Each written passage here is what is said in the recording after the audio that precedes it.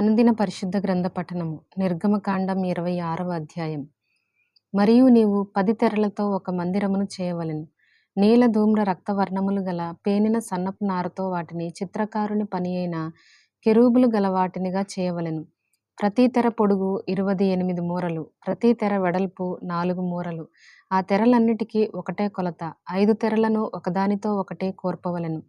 మిగిలిన 5 తెరలను ఒకదానితో ఒకటి కోర్పవలెను. తెరల కూర్పు చివరను మొదటి తెర అంచున నీలి నూలుతో కొలుకులను చేయవలెను. రెండవ కూర్పునందలి వెలుపలి తెర చివరను అట్లు చేయవలెను.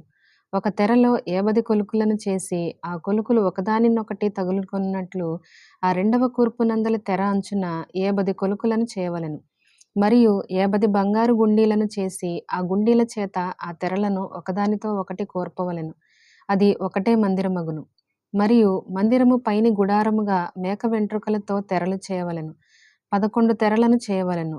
ప్రతి తెర పొడుగు 30 మూరలు, వెడల్పు 4 మూరలు. 11 తెరల కొలత ఒక్కటే. 5 తెరలను ఒకటిగాను 6 తెరలను ఒకటిగాను ఒకదానికొకటి కోర్పవలెను. 6వ తెరను గుడారపు ఎదుటి భాగమున మడవవలెను. తెరల కూర్పునకు వెలుపలనున్న తెర అంచున 50 కొలుకులను, రెండవ కూర్పునందలి తెర అంచున 50 కొలుకులను చేయవలెను. మరియు 50 ఇత్తడి గుండీలను చేసి ఒకటే గుడారమగునట్లు ఆ గుండీలను ఆ కొలుకులకు తగిలించి దాని కోర్పవలెను. ఆ గుడారపు తెరలలో మిగిలి వేలాడు భాగము అనగా మిగిలిన సగము తెర మందిరము వెనుక ప్రక్క మీద వేలాడవలెను. మరియు గుడారపు తెరల పొడుగులో మిగిలినది ఈ ప్రక్కను ఒక మూరయు, ఆ ప్రక్కను ఒక మూరయు మందిరమును కప్పుటకు ఈ ప్రక్కను ఆ ప్రక్కను దాని ప్రక్కల మీద వేలాడవలెను. మరియు ఎర్ర రంగు వేసిన పొట్టేళ్ల తోళ్లతో పైకప్పును, దాని మీదుగా సముద్రవత్సల తోళ్లతో పైకప్పును చేయవలెను. మరియు మందిరమునకు తుమ్మకర్రతో నిలువు పలకలు చేయవలెను. పలక పొడుగు 10 మూరలు, పలక వెడల్పు 1 మూరెడున్నర ఉండవలెను. ప్రతి పలకలో ఒకదానికొకటి సరి అయిన 2 కుసులుండవలెను. అట్లు మందిరపు పలకలన్నిటికీ చేసి పెట్టవలెను. 20 పలకలు కుడివైపున అనగా దక్షిణ దిక్కున మందిరమునకు పలకలను చేయవలెను. మరియు ఒక్కొక్క పలక క్రింద దాని 2 కుసులకు 2 దిమ్మలను, ఆ 20 పలకల క్రింద 40 వెండి దిమ్మలను చేయవలెను.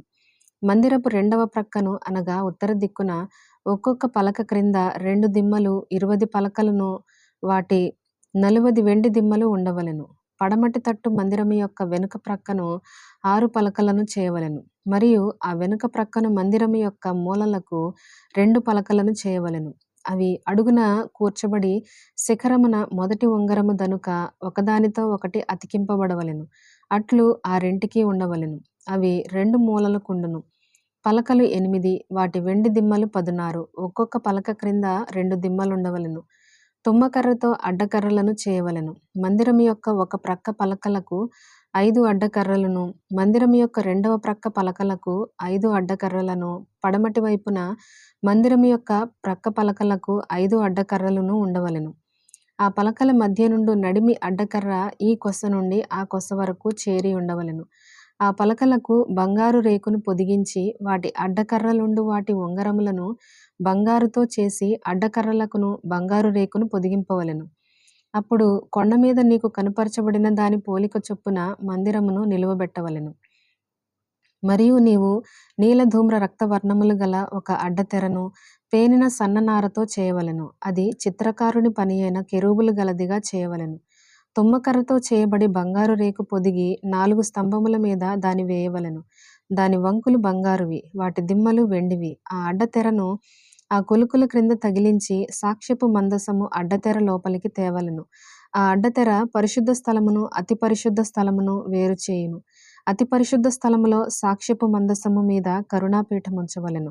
అడ్డతెర వెలుపల బల్లను ఆ బల్ల ఎదుట దక్షిణపు వైపుననున్న మందిరము యొక్క ఉత్తర దిక్కున దీపవృక్షమును ఉంచవలెను. మరియు నీలధూమ్ర రక్తవర్ణములు గల పేనిన సన్న నారతో చిత్రకారుని పని అయిన తెరను గుడారపు ద్వారమునకు చేయవలెను. ఆ తెరకు 5 స్తంభములను తుమ్మకర్రతో చేసి వాటికి బంగారు రేకు పొదిగింపవలెను. వాటి వంపులు బంగారువి, వాటికి 5 ఇత్తడి దిమ్మలు పోతపోయవలెను. 27వ అధ్యాయం. మరియు 5 మూరల పొడుగు 5 మూరల వెడల్పు గల బలిపీఠమును తుమ్మకర్రతో నీవు చేయవలెను. ఆ బలిపీఠము చచ్చౌకముగా నుండవలెను. దాని ఎత్తు 3 మూరలు. దాని 4 మూలలను దానికి కొమ్ములను చేయవలెను. దాని కొమ్ములు దానితో ఏకాండముగా ఉండవలెను. దానికి ఇత్తడి రేకు పొదిగింపవలెను. దాని బూడిద ఎత్తుటకు కుండలను, గరిటెలను, గిన్నెలను, మొండ్లను, అగ్ని పాత్రలను చేయవలెను. ఈ ఉపకరణములన్నీయు ఇత్తడితో చేయవలెను. మరియు వల వంటి ఇత్తడి జల్లెడ దానికి చేయవలెను. ఆ వల మీద దాని 4 మూలలను 4 ఇత్తడి ఉంగరములను చేసి, ఆ వల బలిపీఠము నడిమి వరకు చేరునట్లు దిగువను బలిపీఠము గట్టు క్రింద దానినుంచవలెను. మరియు బలిపీఠము కొరకు మోతకర్రలను చేయవలెను. ఆ మోతకర్రలను తుమ్మకర్రతో చేసి వాటికి ఇత్తడి రేకు పొదిగింపవలెను. ఆ మోతకర్రలను మోయుటకు ఆ మోతకర్రలు దాని 2 ప్రక్కల నుండవలెను. పలకలతో గుల్లగా దాని చేయవలెను. కొండ మీద నీకు చూపబడిన పోలికగానే వారు దాని చేయవలెను. మరియు నీవు మందిరమునకు ఆవరణము ఏర్పరచవలెను. కుడివైపున అనగా దక్షిణ దిక్కున ఆవరణముగా 100 మూరల పొడుగు గలదై పేనిన సన్ననార యవనికలు ఒక ప్రక్కకు ఉండవలెను. దాని 20 స్తంభములను వాటి 20 దిమ్మలను ఇత్తడివి. ఆ స్తంభముల వంకులను వాటి పెండె బద్దలును వెండివి. అట్లే పొడుగులో ఉత్తర దిక్కున 100 మూరల పొడుగు గల యవనికలుండవలెను.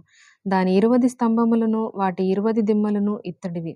ఆ స్తంభముల వంకులను వాటి పెండె బద్దలును వెండివి.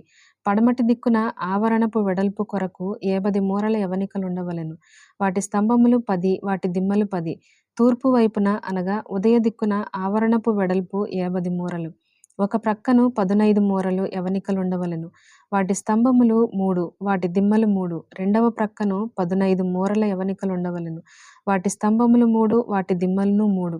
ఆవరణపు ద్వారమునకు నీలధూమ్ర రక్తవర్ణములు గల 20 మూరల తెర యుండవలెను. అవి పేనిన సన్ననారతో చిత్రకారుని పనిగా ఉండవలెను. వాటి స్తంభములు 4, వాటి దిమ్మలు 4. ఆవరణము చుట్టూనున్న స్తంభములన్నీయు వాటి పెండె బద్దలు కలవి. వాటి వంకులు వెండివి, వాటి దిమ్మలు ఇత్తడివి.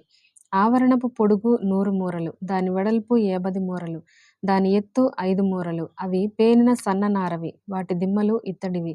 మందిర సంబంధమైన సేవోపకరణములన్నీయు మేకులన్నీయు ఆవరణపు మేకులన్నీయు ఇత్తడివై ఉండవలెను. మరియు దీపము నిత్యము వెలిగించునట్లు ప్రదీపమునకు దంచి తీసిన అచ్చము ఒలీవల నూనె తేవలెనని ఇశ్రాయేలీయులకు ఆజ్ఞాపించుము.